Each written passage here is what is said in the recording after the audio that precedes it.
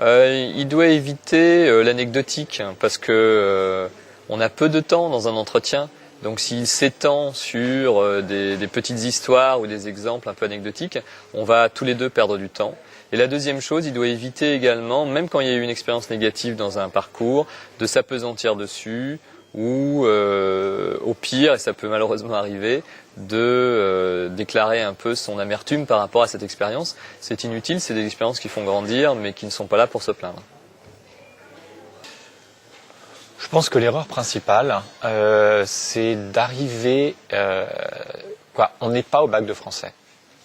On n'est même pas en BTS. On n'est pas là pour un examen. Quand j'arrive à un entretien, je suis moi aussi en position de force ou d'égalité.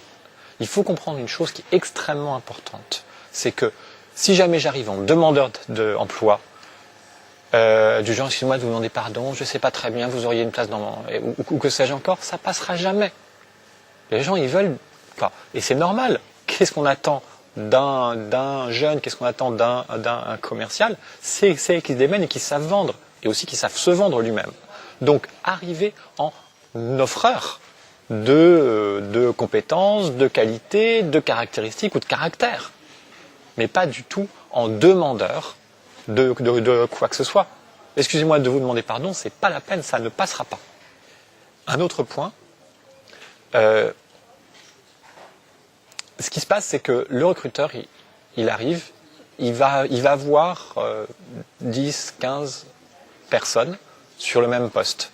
Lui, si jamais il a trouvé au premier, mais il est ravi. Si jamais il se dit c'est le bon, c'est parfait, il n'ira pas forcément voir plus loin.